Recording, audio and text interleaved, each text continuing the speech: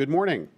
I'm Dan Rosen, the founding partner of Rhodium Group and a senior fellow at the Atlantic Council GeoEconomics Center.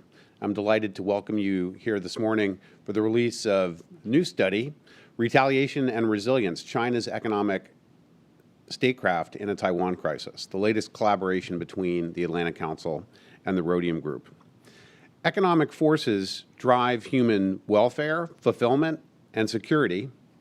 And to understand them, we need to study growth and economic successes, but we also need to understand them in the dynamics of conflicts as well. And we need to do that in order to reduce the likelihood of conflicts taking place.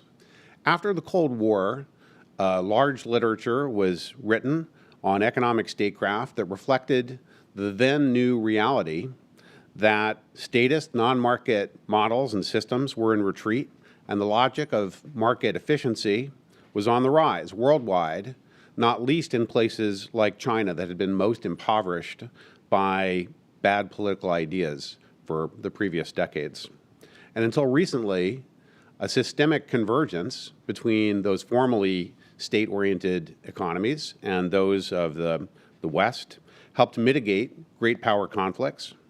And the role of economic statecraft generally shrank in light of the benefits of globalization, economic globalization taking place worldwide. Over the past decade, however, China has chosen to steer back toward a more state-directed model of economic development, a trend which many people, not least in China, of course, are very uneasy about, but it's quite clear to see. So our economic statecraft assumptions built on the old shared expectation that reform and opening as we knew it was going to be sustained need to be updated as well. And that's what we're here to talk about today. As we prepare to talk about this, some people would think that writing about economic conflict is a bad idea because it might make it more likely, it might normalize it. We take a different view, that losing the mental muscle memory to evaluate the economic costs of crises is far more likely to lead to that strife that we want to avoid. Others think that work like this could risk enabling Beijing or other capitals to strengthen their resilience to foreign pressure. This study doesn't do that. But it does show that China has much to lose by trying to avoid having to interact with other nations in a global economy. And overall, it's important to point out that the work you're about to hear about is not starting a conversation about economic statecraft, but informing a discussion that is already going on in boardrooms, policy meetings, and around dinner tables as well, and bringing evidence and analysis to a complex topic. Writing here at the GeoEconomics Center just this past February before returning to his work as Deputy National Security Advisor, Lipsky said that economic statecraft, quote, must be infused with a sense of humility. By design, sanctions break the bonds of trade, capital, and technology in the global economy, sometimes instantaneously, making unintended consequences almost inevitable. Humility requires us to change our minds when we're mistaken in our judgments or assumptions, admit when we're wrong, and course correct as needed. That's the spirit that Rhodium and Atlantic Council have brought to this series of studies on Taiwan scenario risks. And it might seem like a funny way to try to be constructive, to map out all the ways that economies can try to do tough things to one another with economic statecraft in a crisis. But please keep your ears and your minds open. And I think you'll find, after today's presentation, that reducing the mistakes that trigger conflicts is precisely what this work is all about. With that, now let me turn to my colleagues, Josh Lipsky, Director of the GeoEconomics Center, and my colleague Charlie Vest from Rhodium, to introduce the study and its findings.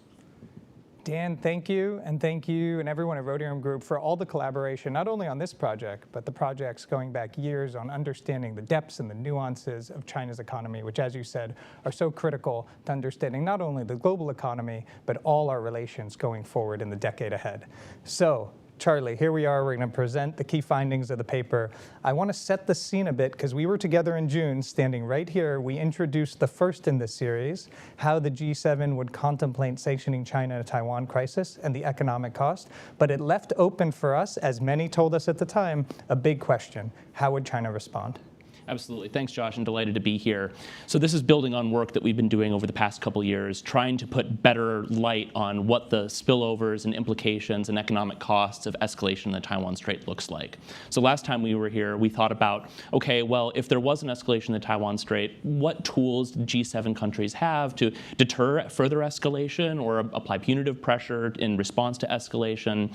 But what that paper didn't do was look at what Beijing's responses would be, including an escalatory economic statecraft response of its own, or efforts to deter or efforts to circumvent sanctions from the G7. And that's how we frame this report. So it's live now. Everyone can view it in two parts. First is the retaliation, how China responds, and then equally important, and we'll get into it, the resilience, how China would mitigate sanctions. Let's start with the retaliation. What does China's toolkit look like? Great.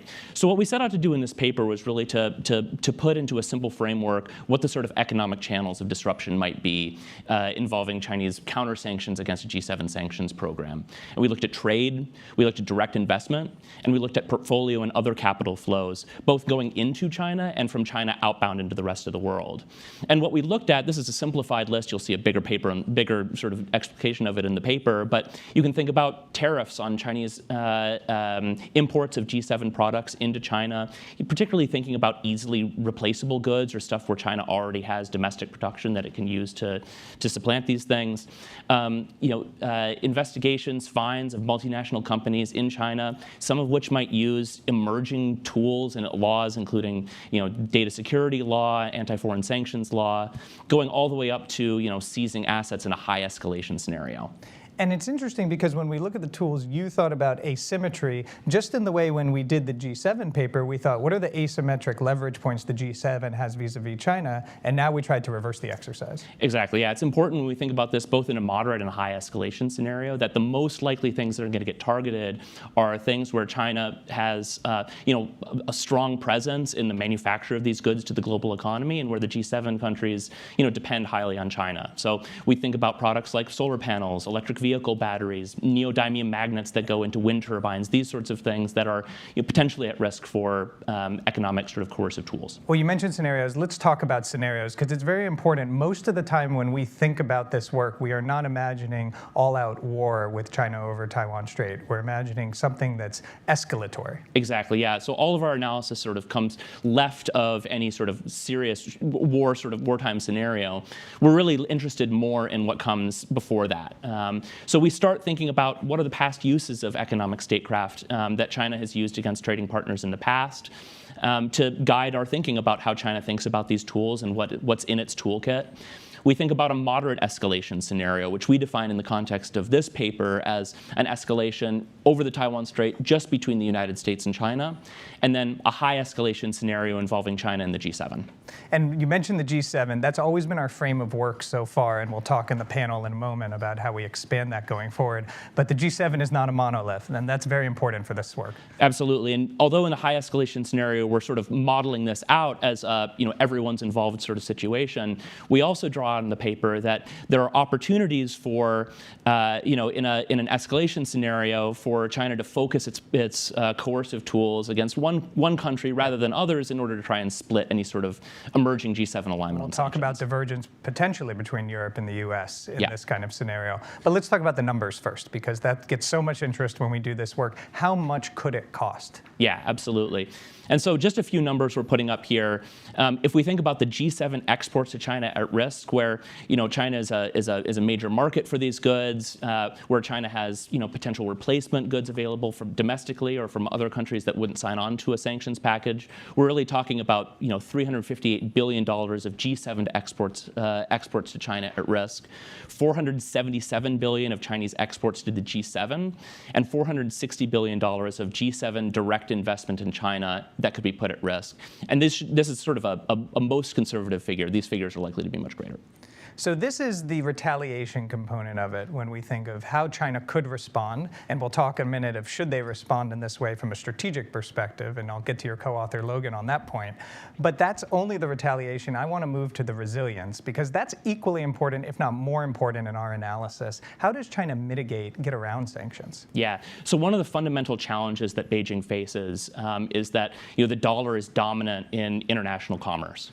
This is what was discovered when G7 sanctions were imposed on Russia. And one of the challenges facing Beijing is that the renminbi still hasn't really taken off as a major currency for international transactions. There are structural reasons for this, that China holds a trade surplus with the rest of the world in ways that make it difficult for renminbi to naturally, via market mechanisms, accumulate outside the country.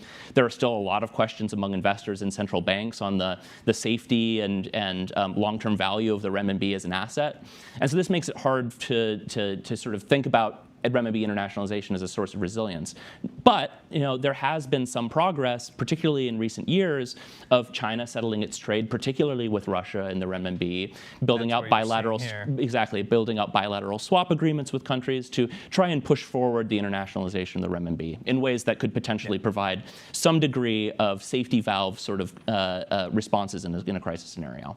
And then when we think about the renminbi, the currency perspective, the other piece, and we focus a lot on this at the Atlantic Council, is the financial infrastructure piece of it. Exactly, and this is something you guys have been spending a lot of time on. Right, because I always believe, and we talk a lot about it at the Atlantic Council, that looking at this is a lagging indicator of the use and internationalization of a currency. Leading indicators are the financial plumbing, the architecture between banks that the US and the West have dominated for so many years. SWIFT is 50 years old last year, but there are alternatives being built up. So first, traditionally, in the more sector, we would think of SIPs, China's settlement and messaging system, which is built similar to CHIPS, the Western clearinghouse on this. It only settles right now about 3% of the volume of CHIPS. So that is a large range for them to have to catch up to over time. But it is growing. Over 1,300 indirect participants, over 150 direct participants. We know settlement is happening cross-border and certainly domestically through SIPs. So as a sanctions mitigation tool, it doesn't work for them fully today. But in a crisis, you could imagine to them turning it more and more, and the banks that are networked on it using it to get cross-border flows, to get renminbi across the border, and to help facilitate transactions, especially if they were cut off from the dollar, for example. Right. And then there's the digital currency component, and we spend a lot of our time at the Atlantic Council thinking about central bank digital currency. There's a lot of confusion on this point in Washington. Usually people want to talk about ECNY, China's domestic retail digital payment project. That's not a sanctions evasion issue. It's an interesting project. 200 million people are using it in pilot. But if you're thinking of sanctions invasion, the issue to think about is wholesale cross-border digital currency. And that's the Enbridge project, just one example of many wholesale cross-border projects. Currently between the UAE, Thailand, PBOC, and Hong Kong Monetary Authority. This is cross-border bank transactions that don't touch the dollar and settle near instantly. So if you think of it from an OFAC perspective, from a treasury perspective, from a correspondent banking relationship perspective, suddenly I may lose purview on the way I enforce sanctions going forward. And that is really where we think about the possibility of digital currency or traditional payment systems bypassing the dollar. But it's not ready for prime time. On the other hand, it is scaling up. So, Charlie, let's go key takeaways that we want to leave everyone with. Sure. So first, Josh, I think it's important to drive home that China's economic statecraft tool is expanding. We've seen new laws being put out just over the past couple of years. We mentioned the anti-foreign sanctions law, new data security laws, new laws to empower the state council to impose tariffs on goods coming into the country. These tools are expanding, and they would enable counter-sanctions against the G7 countries, the United States in a crisis. Also thinking about tools that could impose costs on MNCs that are doing business in China. The second thing we want to draw out of that, though, is that the use of these tools is extremely costly to China. That China is really only very likely to use these tools in a high escalation scenario, and because they are so costly to China's economy and to its reputation as a place for foreign companies to do business. And when it does use these tools, it's likely to be with an eye to asymmetry and maybe driving wedges between G7 partners. And then the third point is that timing really matters on this. We've really focused this project on what if this happened now, but taking a sort of a more forward look, a lot of things are going to change in the next 5-10 years. It's important to think about how the de-risking policies that we've seen in Europe and in the United States might affect dependence on China and some of the critical products we mentioned earlier. And it's also important to think about progress that China is going to be making in coming years on some of the financial infrastructure tools you described just now. For the retaliation, for the resilience, timing is everything. It's why we have to continue to do this work. It's a living project. It's not a set in stone today. This is what it looks like. Because as China's economy evolved and the global economy evolves, this changes the dynamics here. Charlie, thank you. Thanks to all of the co-authors. Thanks to everyone at Rhodium Group who's worked hand in hand with the Atlantic Council over many months to bring this to publication today. Thank you, Josh. I want to turn to our distinguished panel, and I'll introduce them. So first, Peter Harrell, non-resident senior fellow at Carnegie Endowment, former senior director of international economics at the National Security Council. On the screen, we have Abigaël Vasselier, Director of Policy and European Affairs and head of China's Foreign Relation Program at Merix. Zoe Liu, Maurice Greenberg Fellow for China Studies at the Council on Foreign Relations. And Logan Wright, partner at Rhodium Group and co-author on the new paper. So we're going to jump right in. Peter, you know what question is coming to you. It is the question which really, in many ways, launched this body of work in the first place. You were in the White House. You were deeply involved in the sanctioning of Russia after the invasion of Ukraine. And the thinking was at the time, how would this impact China in a potential Taiwan crisis? What lessons did you learn from that experience? How does it apply now, thinking to a crisis we all hope never comes, but as Dan said at the beginning, is important to think through? Well, thank you, Josh, for the invitation to be here. And I want to begin by congratulating the Atlantic Council and Rhodium on what I think is a really thoughtful and really comprehensive report. You saw a little taste of it in that presentation, but I'd really recommend everyone read it in full. I mean, it's a really well done report. Obviously, there are a bunch of lessons that we could take from the experience sanctioning Russia and then some of the actions Russia took in retaliation. But I want to focus on just a couple that I think are really relevant in light of the report you guys are putting out today. And I think the first one of those lessons that you kind of touch on with the numbers is that when Americans think about conflict, don't like to bear costs. And it's easy, I think, sometimes when we hear very hawkish rhetoric out of Congress about, we're really going to hit China hard, or we're really going to hit Russia hard, to forget that when the policymakers are actually making these decisions, they worry a lot about things like energy prices. They don't want to see American factories shut down because you can't get a component part. And I think the reality is that we as a country don't like to bear costs. And you really saw that with Russia, for example, thinking about energy, where there was a wariness to act on energy.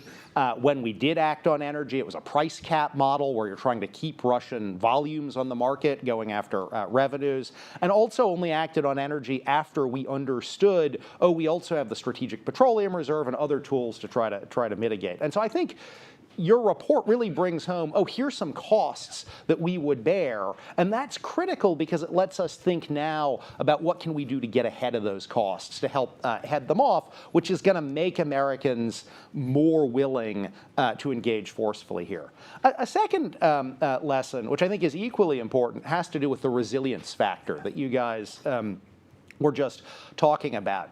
I think that if you had asked me in January of 2022, if we put all of the big Russian banks on the US SDN list, is Russia still going to be able to carry on trade with countries all over the world? I would have said that's going to be very hard for them to do, because we came out of an Iran scenario where financial sanctions on Iran and kind of the 2010 to 2014 period really impaired Iran's ability to trade all over the world, trade oil, impaired their ability to buy goods. And what we saw was Russia was able to move pretty quickly.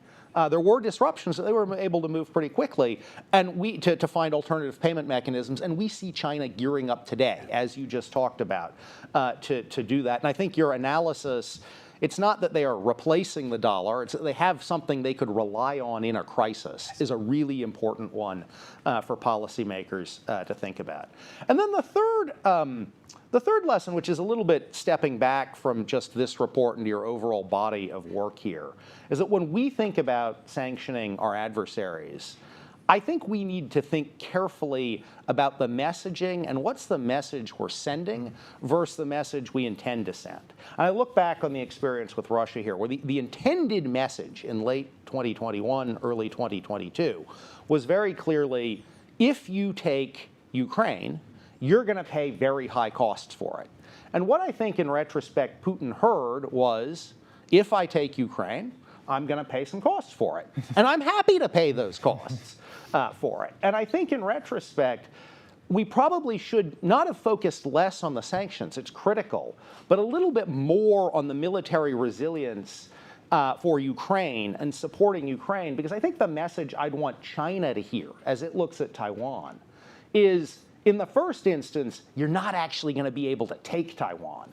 And also, you're going to pay really crippling costs if you try it. And I think they really need to see that kind of 1-2 punch, rather than thinking, like I think Putin did, oh, I'm okay bearing the costs here. Thank you, Peter. I think that's such a key lesson and takeaway that you articulated so well that we're trying to digest in the paper. And the issue, as you framed it, of what really does China want when they escalate, and trying to determine what China wants, and then how the sanctions are reinterpreted back in China on that. And Logan, we'll get to that in a minute, because it's not so clear, as we say in the paper, that tit for tat makes sense, that China would want to respond in kind because they have other strategic objectives they're trying to achieve, just as Putin was trying to achieve in Ukraine. Abby, I want to turn to you and talk about Europe. In the first paper we did, maintaining G7 unity was key to any type of effective sanctions regime. Certainly that was true from the experience that Peter and others had sanctioning Russia. But this would be a whole different challenge to try to maintain G7 unity in a Taiwan crisis on sanctioning China. How do Europeans see it? And obviously not to speak in one group in Europeans, the divergence within Europe on the economic cost and how they would confront a Taiwan crisis. Thanks for the question, but I'm going to start the same way as Peter by congratulating you for this report and for the previous report, because it really put a number for Europeans in terms of how much it would cost, and the cost of inaction, as you rightly pointed out, and as Dan said at the beginning, is going to be high. So we better hear this to then be able to act.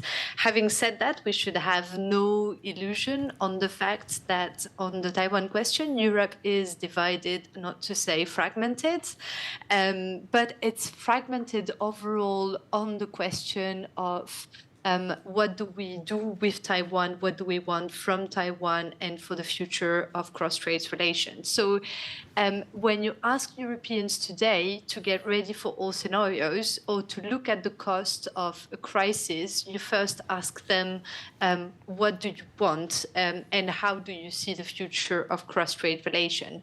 And I think that's a very important point and a very important starting point, which is we need to build in Europe this understanding of what is our interest and where are we going. And our interest is probably to de-escalate political tensions, because this is going to become extremely costly. And we have made that experience with Russia.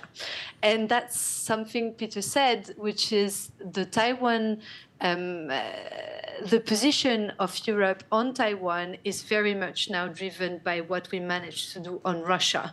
And the first element is, on Russia, sanctions cost us a lot of money. And it does mean that on Taiwan, there will be the same equilibrium to look at how much this is going to cost and how much Europeans can put their skin in the game. Having said that, we are likely to see, and that's the point of your report, China going after divisions within the G7 and within Europe. As I said, there are divergent views. The European debate on Taiwan is extremely divided, and the Chinese are aware of this. And we saw it when Macron last year took the plane back to France after his trip, that the Chinese can basically drive a wedge without even making any efforts. And despite the fact that if you ask the French today, and I'm French myself, so I can double down on that, have your position on Taiwan changed? The answer is going to be no. Having said that, you still have to bear the cost of what the president has said at some point.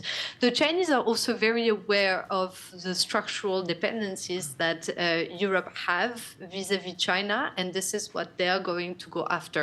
So they will not only go after the fact that we are fragmented and we are divided on Taiwan, but they are going also to go after our structural dependencies, our divisions, and this is something that you put up front in the report.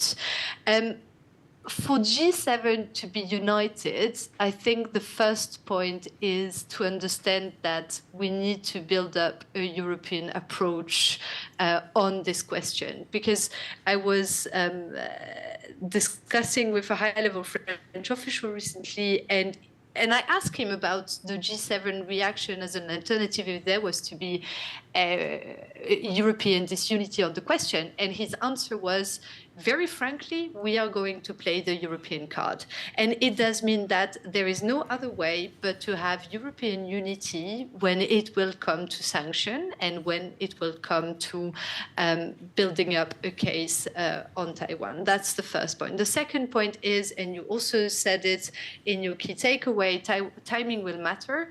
And it's going to be heavily dependent on who is at the European Council presidency at that time and what is the political landscape in Europe. And this may change extremely quickly. And while we have seen Merkel and Orban, for instance, having deals, including on the question of sanctions, Merkel is out and Orban may also be out by then. So who are going to be the leaders that will carry sufficient political weight in Europe to ensure that we have sanctions at 27? That's an open question. And the final point is that while the G7 dimension is going to be essential for the Europeans, you know that the EU does not have a voice in itself in the G7 because there is no EU mandate in the G7. So the position that the Commission takes or that the EU takes in the G7 are not binding for the 27 member states. So it's a delicate balance between building up consensus, working with partners in the G7 because of a clear understanding that this is going to be the place to be, and the additional dimension, which is going to be what is the NATO debate and NATO positioning at that time. That's going to be also an essential point for the Europeans. Abby, thank you. One thing we've talked about a lot in the research and writing of this paper was that Putin miscalculated on US-European unity. You can see the diversification into euros from 2015 onwards. He did not think the G7 could be aligned in the way it had. She is making likely a similar calculation for the reasons Abby outlined. Whether that is correct or not, time will tell. There are all kind of inputs that will have to make that determination. But Putin was wrong, and the ability of the G7 to signal otherwise, at least to us, and Logan will get into this, seems like an effective thing to try to do and build up resiliency and capacity in the meantime. Zoe, speaking of resiliency, I want to turn to you. You have written brilliantly recently on this topic of China's resiliency and the capacity that they are doing, not just in the past 2 years in the aftermath of Russia's invasion of Ukraine, but the networks they've been building, commodity pricing, infrastructure in China to insulate their economy from this kind of situation. And I want to turn to you on the resiliency standpoint to outline for us briefly the scale and capacity and timeline of their resiliency building. Yeah, thank you very much, Josh, for having me. And first of all, I really wanted to extend my sincere congratulations to you and your team, as well as to the Rhodium Group. As far as I know, this is perhaps the most comprehensive report and the most rigorous report so far that we not only laid out the framework of China's economic statecraft, but also give us a sense of how costly it could be if we were going into a war for a contingency, whether it is related to Taiwan or not. So really, congratulations to the fantastic work that you've been doing. Goes back to your question. I would highlight 2 points, both in terms of the strategic level as well as the tactical or implementation level. At the strategic level, I think this is if not more important, is at least equally important for Chinese policymakers in the sense that the emphasis of financial security as a core part of national security. And this is sort of like, the baton, get everybody excited, right? And people talk a lot about how important President Xi Jinping is in terms of emphasizing financial security as in his whole comprehensive framework for national security. But actually, he's not the first president or the first general secretary in China to emphasize national security. A lot of this actually goes back all the way to Asian financial crisis. And weakened by the Asian financial crisis, President Jiang Zemin, he himself emphasized in 1997 that without financial stability, China would not have the much needed framework for development. And since then, Chinese scholars, as well as policymakers, started to emphasize the importance of national security as an indispensable part, the importance of financial security as the indispensable part for national security. So that's at the tactical level. There is a long tradition in the past 3 generations of Chinese policymakers, top leader level, to emphasize the importance of financial security for China's continued growth.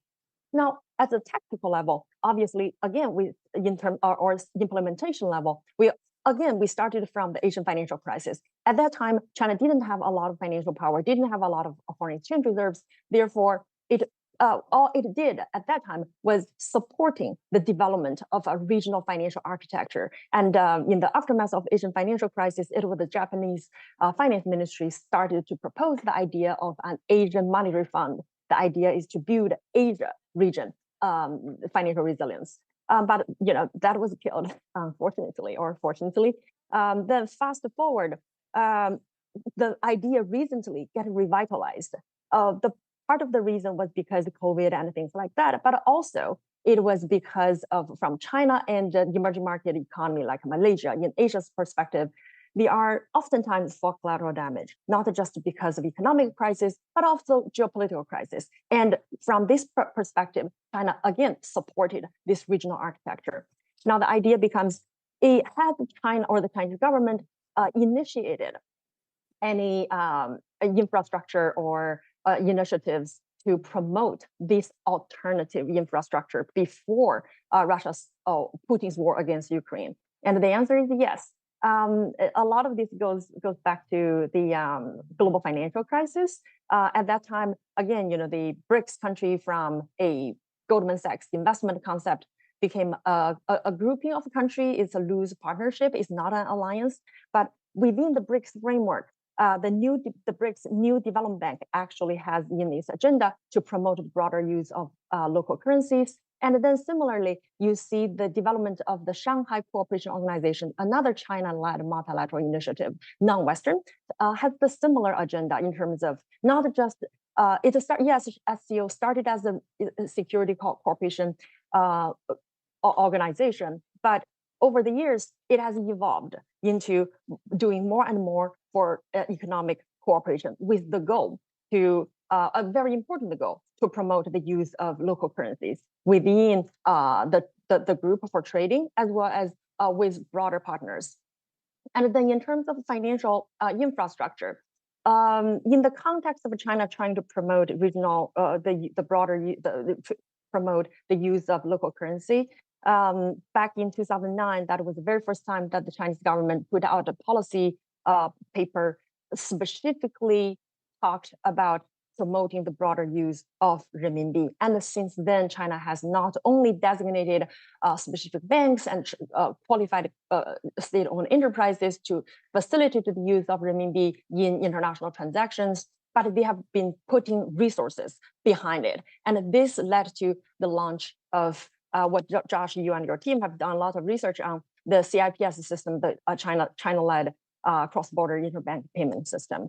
And a lot of this financial plumbing was the infrastructure work has been laid out literally before Russia's invasion of Putin's invasion of Ukraine. But since 2018, as the escalation of U.S.-China trade tension, and then coupled with the collective sanctions by the G7 countries against Russia, this really is a wake-up call. In other words, there is this retrofitting function.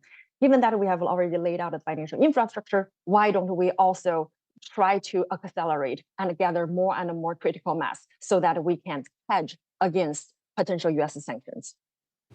Zoe, I'm so glad you said how you ended, because it's multidimensional in the way you outlined. It's not that China was always intending to build a sanctions evasion mechanism through SIFT back in 2015 when SIFT launched, internationalization of the renminbi, but they saw a use case for it, as you outlined here, and saw how some of it could potentially be pivoted or play both roles at the same time. And one thing on the Enbridge side we see this year, it's 4 countries now, but it's going to expand to several more in phase 2, and it's something I think all of us in the West should take note of. So Peter, I'm going to come back to you in a moment on the strategic China question, but Logan, I want to bring you in first, co-author on the paper, reaction to some of what you've heard now, and trying to get into the perspective of how we approached the work in the first hand was, it's easy to just say from our perspective China would retaliate, but trying to understand the incentives within Beijing. That's exactly right, and thank you to my fellow panelists, because I think this sets up the discussion really nicely. We were trying to get everyone to think about in this work, not just about like China's toolkit, the actual menu of potential responses,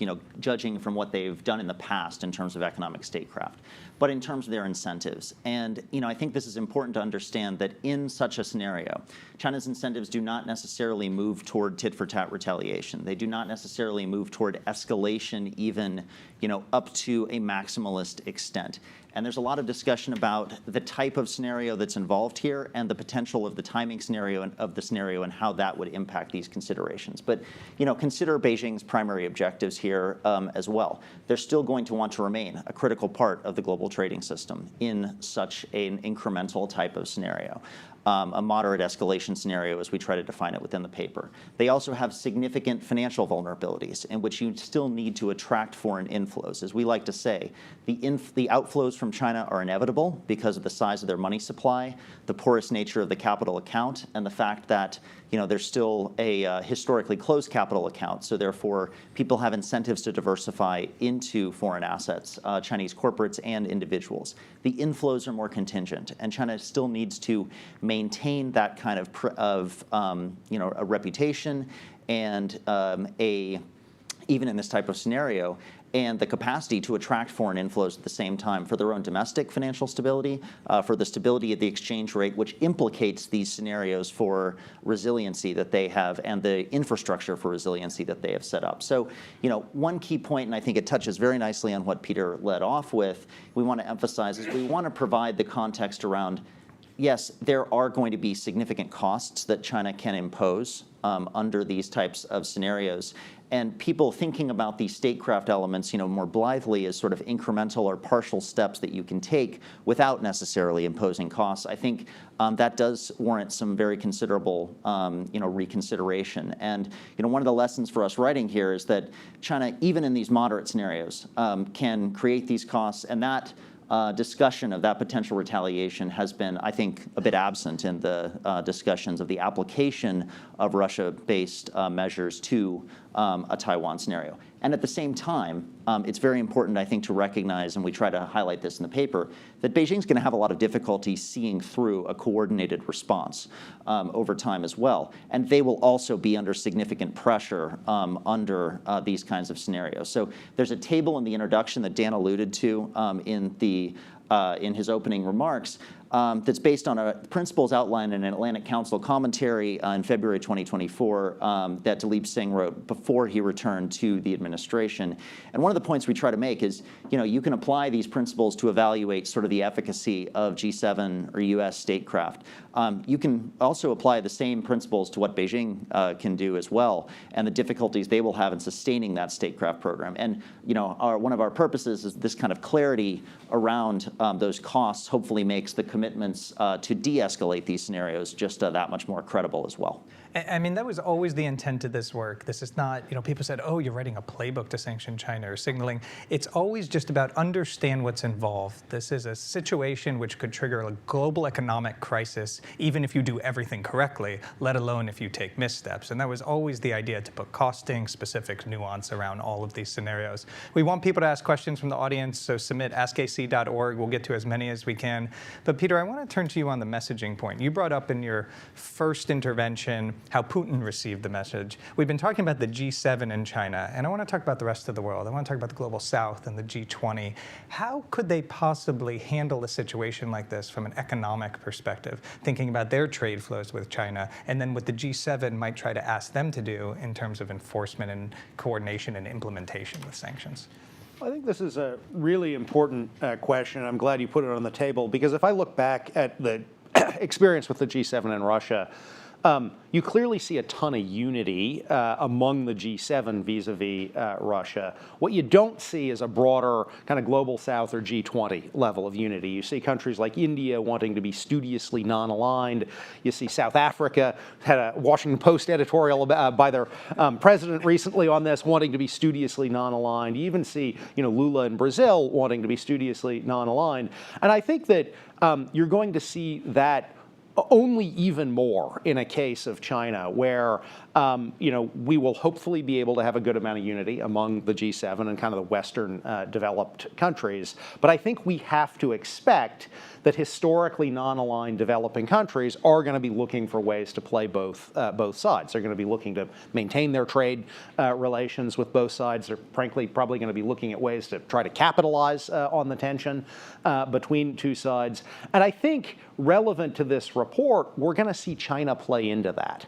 China's going to be looking at economic measures that it can take that, ding the US and the G7, but don't hurt or maybe even in some ways benefit potential developing country partners. They're also going to want to be able to say, and one reason I think you're right, Logan, they're not going to be in a tit for tat kind of retaliation. They're going to want to be able to say, Beijing's going to want to be able to say globally, we're the ones who are broadly playing by the rules. The US and the G7 are much more the aggressor here. Yes, we've had to retaliate in a couple of ways, of course, but we are trying to maintain global order and indeed, trying to strengthen our relations with the global south. So I think you're really going to see a challenge for the West of getting the global south on board, and you're going to see China very much trying to exacerbate that split with the measures it deploys. Yeah, you can certainly see how that would play out both in the actual operations and trade and then the messaging and communication around it. And I completely agree with you, because you can see the situation where they would say, we are reunifying our territory, this is our sovereign right, and the rest of the world will, based on the Russia experience, try to maintain non-alignment on that for their own economic health, if nothing else. I want to ask you one more question on what you said in your opening, the comparison with Iran. One thing we talked about this in the first report, is there a different challenge in sanctioning a current account surplus country than it is for sanctioning a country that doesn't run a current account surplus? And thinking of, in the Russia example here, their ability to mitigate, manage the currency, and handle especially that initial shock factor that comes with the sanctions.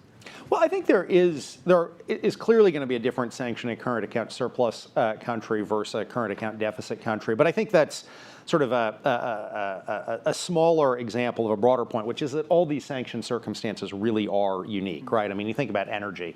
Dealing with energy sanctions on Russia, you're dealing with a net exporter, and you have to deal with those kinds of issues. If you're thinking about energy sanctions on China, you're dealing with, at least as of today, still a net importer, obviously, as they kind of build out their domestic, both green and fossil production. But it's a very different circumstance going after an importer. So I just think it's going to be, there's no playbook, and I think we have to be very careful, and your report really makes clear there's no sort of standard playbook of we had these measures in country A, and now we're applying them to B, and now to C. You really have to develop something bespoke for every country. Yeah, no, and that's why we did this work, not to say this is what a bespoke situation would look like for China, but these are the parameters in which to think about how you would develop it, because it can't be done ad hoc in this situation. As we said before, the risk of misstep so high. Abby, I want to come back to you on the European side. I've thought a lot recently, and we talked about this report, the European Commission's EV probe, and China's reaction to that, the signal the EV probe sent, and this is maybe a precursor, a harbinger of things that could come down the road if you think of how China responded, and then the asymmetries that they would try to then use to create some fracture within Europe. And we're thinking of German autos specifically here. So your perspective on where specifically these asymmetries are and how China might try to exploit them in a crisis situation. So China has a good experience in trying to divide the Europeans. They're pretty good at trying and maybe not succeeding, but at least trying. And interestingly, when you look at the report and you look at one of the tabs that you have in terms of the Chinese toolkit, you give some examples, and a lot of them are actually Europeans. So there is a bit of lessons learned to have there. I think China, when it comes to Europe, would be completely asymmetric, targeting small countries, targeting specific sectors, and targeting specific companies. And when it comes to small countries, they would go rather towards countries that have a strong connection to Taiwan or a strong connection to France or to Germany trade-wise. So it could mean Czech Republic, it could mean Spain because of the Catalan issues, it could mean Denmark, it could mean Poland, because Poland is, in terms of European trade, a strong partner for Germany.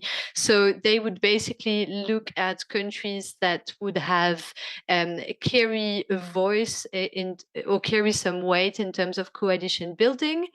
And the same way as you have seen it with Lithuania, you can target a country without really having reflected on how much unity and solidarity there is going to be around, which was one of the mistakes that I think the Chinese made in the case of Lithuania. Then they would target specific sectors. I think you have them pretty much clear in your head. It would be raw materials, battery, pharmaceutical ingredients. It would mean certain technologies. And with that, they could really create a leverage that impacts all Europe. Having said that, and that's part of where Europe is right now, with mitigation measures, this is something that we are cutting or trying to cut in Europe, hence the timing question that would then be essential. And then we would have companies, which is probably one of the biggest weakness of Europe, especially if I'm thinking about Germany, where China could use an approach which is around gifts and punishments to a certain extent, and we have seen that in the case of Sweden, in other cases across Europe. And this is extremely painful. And we are in a moment in Europe where companies and businesses are divided when it comes to China, when it comes to de-risking. And it does mean that it would be probably one of the most impactful leverage that China would have over us. I mean, the way you outline that, I think, just helps explain all the risk and vulnerabilities about trying to maintain not just G7 unity, but intra-European unity in the kind of crisis. Zoe, let's stick with Europe for a minute. I want to reference your research on Chinese investments across Europe, including the Port of Hamburg. How would those types of leverage points come to play? How does China see that from their perspective? Is it a financial investment? Is it a leverage point? Is it both? And do they think about what could happen in a crisis scenario? Thank you for referencing the port research. So I think first and foremost for China, investment in overseas port is first and foremost about commercial interest.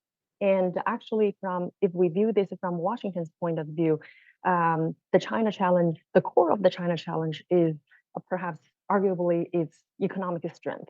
And if we think about how China accumulated its economic strength or financial strength, one way to measure it is China's a large amount of foreign exchange reserve accumulated through the years. And how China accumulates foreign exchange reserves? It is through international trade. And the number that Chinese officials often cite is that China is now the world's largest trading country, and there is the largest trading partner for more than 100 countries in the world. So from that point of view, given that the U.S. dominates the security of global sea lanes, China has invested in overseas ports to safeguard and to expand its commercial interests. And I think that's first and foremost. And then secondly, if you think, let's go back to the point in terms of incentives, right? I do think that China, especially from the overseas strategic asset point of view, including the ports, these are probably strong incentives to prevent the Chinese government to go down the tit for tat or escalating scenario. Part of the reason is because the Chinese economy is very much dependent on international trade and commerce. If we just think about the numbers, last year China's trade surplus was more than $800 billion, and the number is basically bigger just in terms of merchandise trade surplus. It's bigger than the Polish economy. So from that point of view, it is going to be extremely devastating for the Chinese economy. And that's just number. If we think about behind the number, how much employment, how much jobs those numbers are supporting, again, this is going to become a social stability challenge. And then I guess lastly, I would want to emphasize that in terms of to what extent these imports could be a vulnerability for G7 countries or the global economy in general, I think it really goes back to the scenario that you talked about. Perhaps in a low escalatory scenario, the ports that are operated by China or majority owned by China could potentially become a point of denial that could, in terms of denial foreign trade. But in a high escalating scenario, I think there is a high likelihood for countries that have hosted Chinese investment may either nationalize China's ownership in the ports, or perhaps we may not even get there because as we move forward towards the escalating scenario, as we move towards a high escalating scenario, perhaps countries might force China to divest. Well, that's a really interesting point on the nationalizing the Chinese ownership and that component in a high escalation scenario. And I'm glad you raised the escalation scenarios. And Logan, I want to come to you, and then we can start getting to the audience questions we have, and there are a lot. In the first report and in this report, in almost every conversation we had with policymakers and the financial institutions in New York and in London, they want to raise within 5 minutes of the conversation market reaction. Okay, this is interesting, but you put these things in nice buckets, low, medium, high. In the gray zone of the situation, no one knows what China's intent is with escalation. Everyone is assuming the worst. Market reaction is going to drive and constrain a lot of policymaker response in the beginning. That's absolutely correct, Josh. And I think that the Russia experience has basically created this perception in market reactions where everyone is going to assume the moment that there is something that looks like it's escalatory or looks like this could generate some sort of geopolitical risk, could potentially spiral out of control into whether that's military conflict or just some sort of a broader kind of amassing of forces in some respect. There's going to be an immediate market reaction, and people are going to think, I think in markets in the first instance, that Chinese financial institutions, that the Russia playbook will basically be followed, and that Chinese financial institutions are therefore going to be under pressure from potential sanctions. So I would argue the immediate response is likely going to be some sort of significant tightening of US dollar liquidity, reduced access to dollar funding for Chinese banks. And if it's severe enough, that may require the Fed to basically step in and counteract some of this pressure with swap lines to emerging markets under these kind of conditions. But then you think about Beijing's reaction to this, and it really does depend upon the nature of the scenario involved and how quickly, what the real substance of the scenario is and what the timing of it is at the same time. So in a moderate escalation scenario, I would argue Beijing probably has strong incentives to stabilize the renminbi. They have strong incentives to resist this depreciation pressure, the pressure from losing access to dollars. So the PBOC, a lot of what they end up trying to do is demonstrate that they're in control, that they can have a show of force, intervene, we can counter this pressure, we're not going to be subject to sanctions if the renminbi networks are going to be stable, and that can help to reinforce the stability and credibility of their external financial networks that they have built over time just this to week, resist what's sanctions. Going on Yeah, and the PBOC is intervening, being forced to intervene again as they're up against the outer edge of their currency trading band. In a high escalation scenario, I think their incentives do change a little bit. First, I think that they might just want to say, well, we're going to give up, we're going to give up the currency in some respect. We're going to stop intervening. And that would, also create costs for the West, and it would create costs for U.S. allies in the region as well, because it would probably catalyze capital flight. While not really fundamentally changing a lot of China's position within the global trading system, it would just force everyone to recalibrate, and it would similarly put pressure on the Fed at the same time. So I think that is an extreme double. That's a huge nuclear option for Beijing in terms of imposing costs, in terms of just giving up the defense of the currency, because it would, clearly weaken China's international wherewithal. It would clearly weaken those international networks that they had built up and to be able to use to resist sanctions over time. But it may also, be a tool that they could use. And I think those incentives really do change, because in a high escalation scenario, you're basically saying that Beijing isn't viewing its future in the international financial system and in the international trading system the same way as they would beforehand. I hope we never get to that point. I think that most of these scenarios would probably fall in the most of what we're talking about in the report falls well short of that. It's just knowing in the immediate aftermath where that's headed is going to create all kinds of volatility and liquidity constraints, as you said. I'm glad you brought up the Fed, because as delicate as this conversation is to have within other parts of U.S. government and certainly with European counterparts, it's not something the Fed even wants to discuss, but they would be called on early on in this crisis in some way, shape, or form, and so it has to be thought about. Well, and the COVID crisis, the COVID financial crisis being what it was, that's a rerun of what happened, or a preview of what might happen if dollar liquidity became very, very short, and we don't know exactly, of course, how any of these scenarios will play out, but I mean, that's their response was to provide that liquidity to stabilize financial conditions to emerging market central banks when necessary.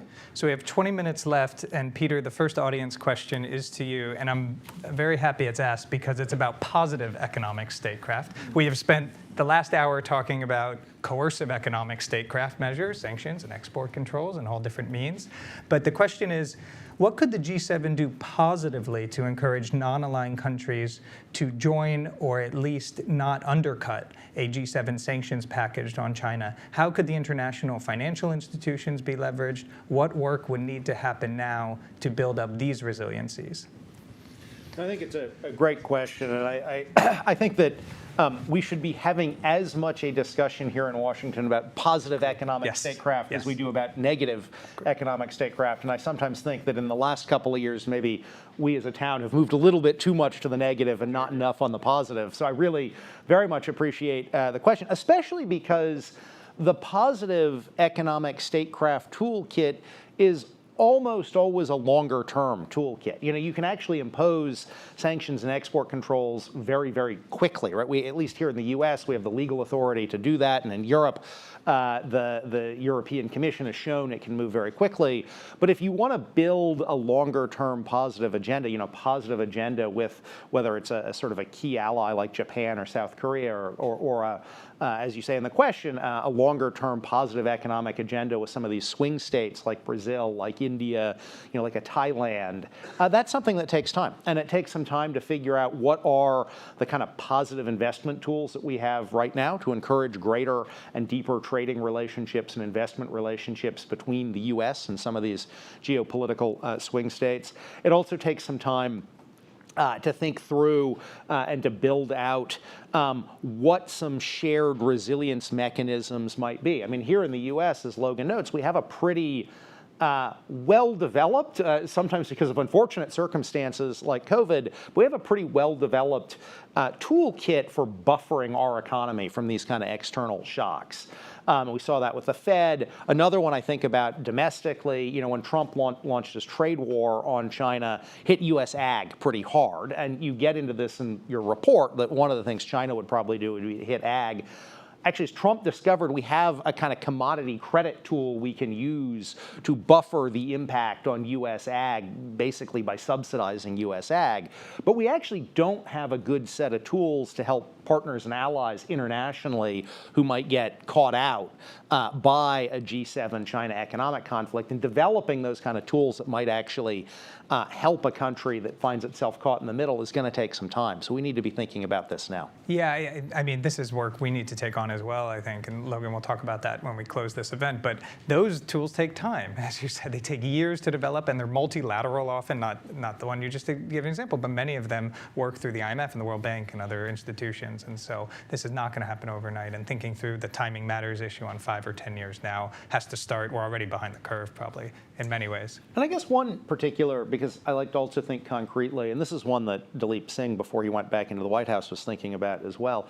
I think from a U.S. perspective, having a more effective sovereign loan guarantee tool, something we have historically done but not done a lot of in recent years. I think that can actually be a really powerful tool in these kind of circumstances because it is a way of getting money into the hands of a country that needs it quite quickly. But it is going to take us a year or two of hard work here to make that tool effective again. Yeah, I could see that as being one of the most effective tools the U.S. would have to be able to issue that, especially in a crisis situation. That makes sense. Zoe, let me turn to you. There's a question on SIPs, and we talked about this a little in the presentation, and it comes out in the paper. But the question here is basically, what is the capacity of SIPs in a crisis situation? What is the kind of volume that happens on the SIPs network? Could China actually use it if they were cut off from dollar flows? And so I think this question is getting at where they are today versus where they could be over time. Sure. Many thanks for the question. I would just say that at the face value, it looks like the CIPS system or SIPS system is quite impressive, given that it was only launched in 2015, and as of today, it has more than 130 direct participants. But I think underneath we do see some weakness in terms if the highly hypothetical scenario were to happen later this year. And the reason is because a lot of these direct participants, they are Chinese banks or Chinese bank overseas or foreign banks inside China. In other words, it's not international participant, and a lot of the participants are within China. In other words, it's more of a broader international version of Chinese domestic banking system, right? But I would have to say that although the transaction volume today is very much small compared with the volume of SWIFT handling US dollars, it's actually the proof of concept has been tested. And by, I think last year, China's offshore oil and gas operating company, CNOOC, is the largest offshore oil and gas field operator, one of the three major Chinese oil and gas champions. It completed the use of renminbi to purchase natural gas from a French company, and this natural gas was sourced from UAE, and the transaction was completed. The tanker went all the way to Guangdong. So the idea, this is the very first time that the transaction took place outside of the dollar system, and it's a test.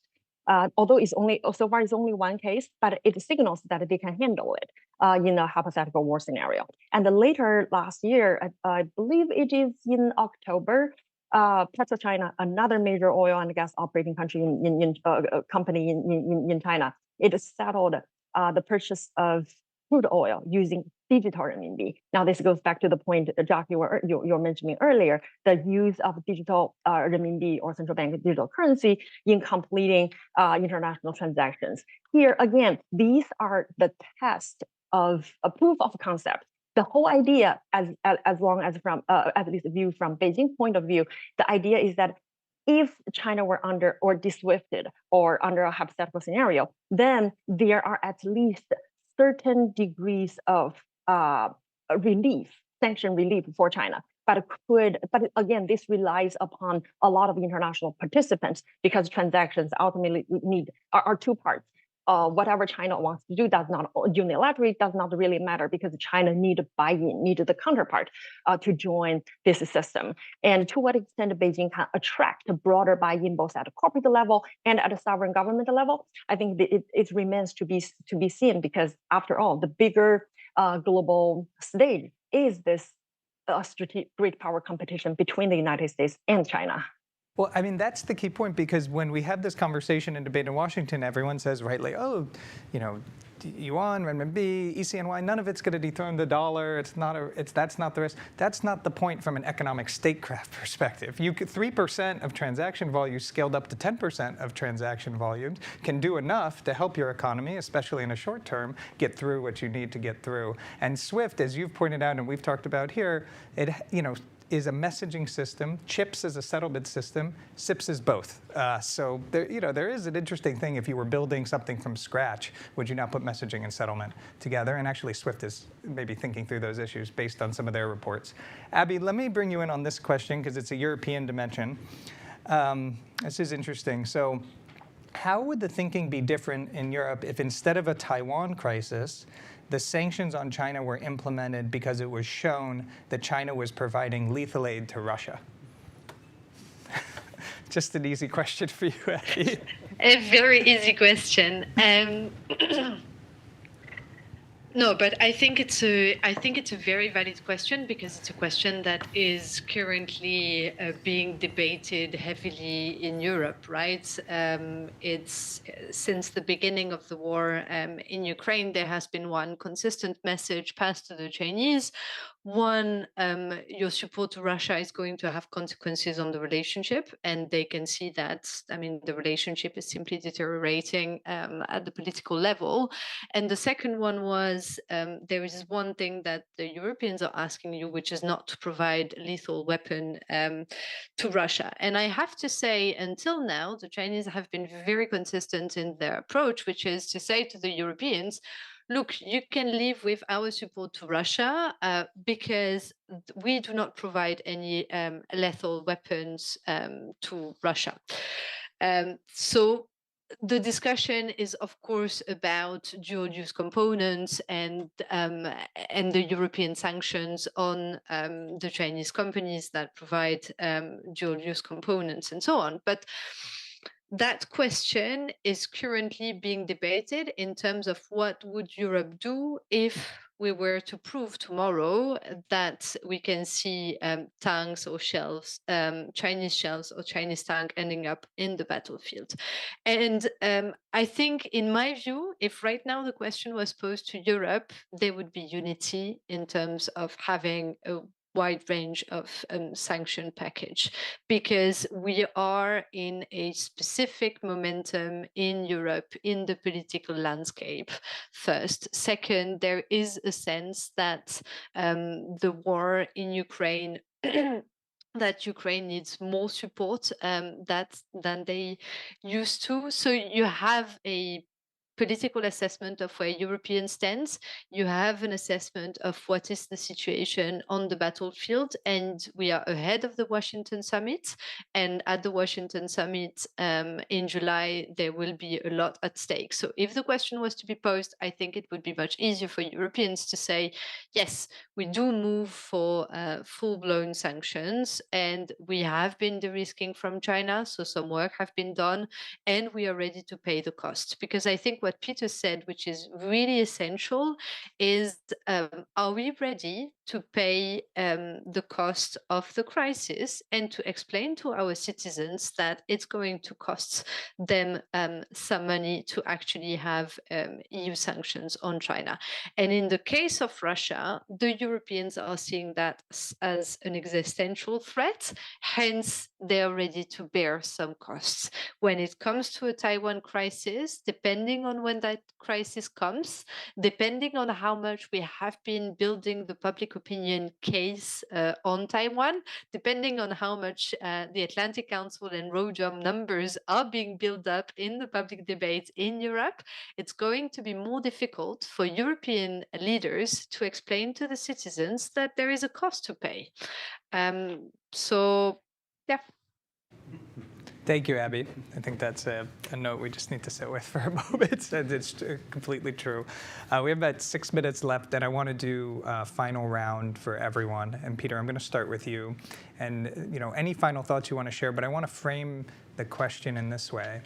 5 years from now, if we're doing this work as we promise to continue here at the Council with Rhodium Group, is it more difficult or less difficult to sanction China? Or perhaps another way to think about that, are the sanctions more or less effective than they would be at this point in time? That's a great closing question. I think the answer is yes. I think that the answer here, but I mean it because it's yes to both parts of that question, right? I think that assuming we get our policy right, and I think things have been broadly moving in the right direction here, we are going to have taken some steps 5 years from now to be more resilient against what China could do to us than we are today, right? not everything's perfect with the way we're pursuing industrial policy and supply chain resilience, but we're clearly a lot further along than we were 4 or 5 years ago, and I think 5 years from now we'll be much further along still. So we are going to have less to worry about in terms of the costs on us.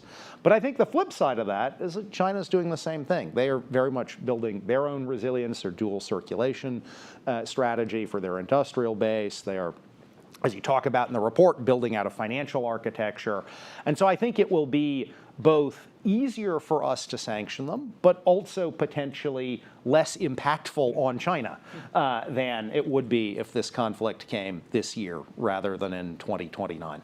That's helpful, and that's really why we tried to break the report into those two sections, the retaliation and the resilience components of it. Logan. So just, I would say, in terms of thinking about this 5 years from now, just two sort of closing comments. One is, watch this debate that's going on right now about Chinese excess capacity and how this these external networks will be built up, because China's running a very persistent and large trade surplus. They have considerable industrial capacity in areas that are, at the forefront of where they've favored industrial policy toward electric vehicles, toward legacy semiconductors, toward green technologies in many ways. Those are being exported into the rest of the world. The very networks that China needs to establish this base of resilience against Western sanctions is arguably where it's easier for them to export this surplus. And there's going to be, I think, a political reaction to this. So when we think about that 5 years from now, I would argue that trade may be leading finance here in this regard, and may be leading sort of the financial developments that we've been seeing. So I would just flag, watch everything that's going on right now in terms of the pushback against Chinese excess capacity that's underway. And the final point I would just make is that renminbi internationalization, as we think about it, the developments of these networks, a lot of this depends upon China's international trajectory. It's economic trajectory. It's longer term, economic development. And if the renminbi looks less stable, so will these networks over time. They will always, I think, be useful given the effort that Zoe's described in great detail, and the effort that Beijing has put into them to serve as a safety valve in some of these types of scenarios. But you really do need willing partners to continue to transact within those scenarios. Russia's really a unique case in that circumstance. The rest of the world may not be. Developing countries may not be, depending upon how China's economic trajectory evolves over time. Well, Abby, I want to turn to you. 5 years ago, the conversation, even the idea of sanctioning China, I think is not even words you would put together in a sentence. So a lot changes in 5 years, and obviously the Russia crisis has sharpened the mind in all kinds of ways. Where will Europe be in 5 years? Look, we are first going to ask ourselves the question, where are we going to be in 3 months with the European Parliament elections and with the wave of populism we have ahead of us? I cannot guarantee that we are going to be in a better united place with a European solid project. But one thing is sure, which is on China, the trajectory is pretty clear, and it's about building resilience. It's about de-risking. And in a way, for us, there is a lot that needs to be done as regard informing our public opinion on China and building knowledge on China, but also on Taiwan.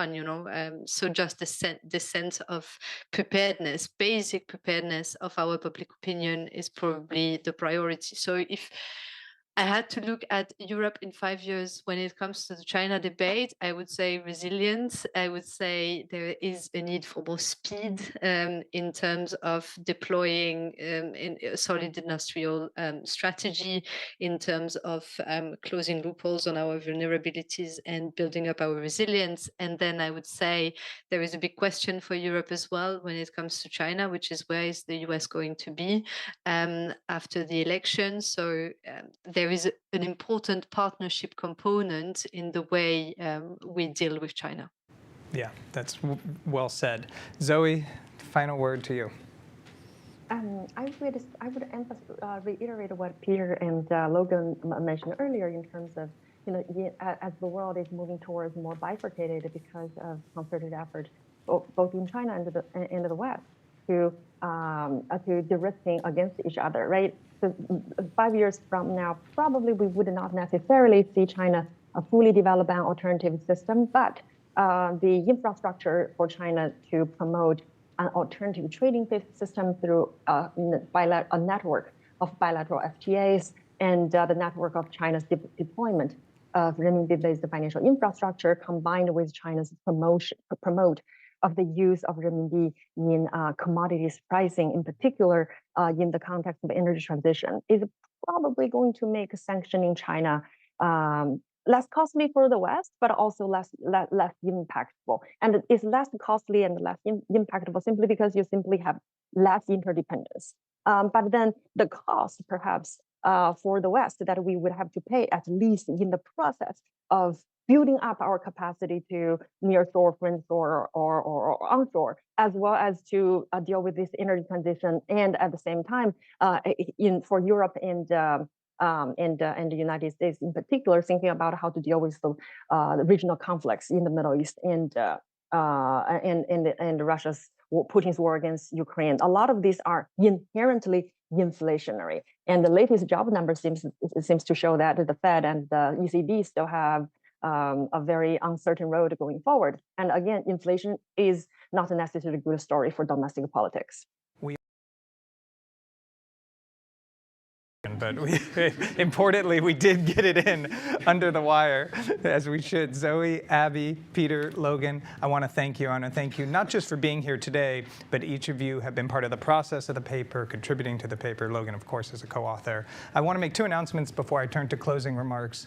The first is to share here that we're not done. So we said at the beginning that June 2023, we launched the report about G7 sanctioning China and the Taiwan crisis. This is our report about China's response. And I'm sharing with everyone now that in partnership with Rhodium Group this fall, we will publish a major report on how the G20 would react in this kind of situation, using South Korea, Indonesia, and Brazil as three models of different G20 countries with different types of interdependencies on the Chinese economy. So stay tuned for that work. We will share updates as we have it and develop it in the coming months. The final is a note about the Atlantic Council and the team that works so hard on this. There are so many people behind the scenes who work to make this possible, on the research, on the analysis, on the presentation, on everything that it takes to make this happen today. And I want to thank one person in particular, and that's Niels Graham, our Associate Director here at the GeoEconomics Center. This is his last week with us at the GeoEconomics Center. He's going on to Capitol Hill and will do great work in public service.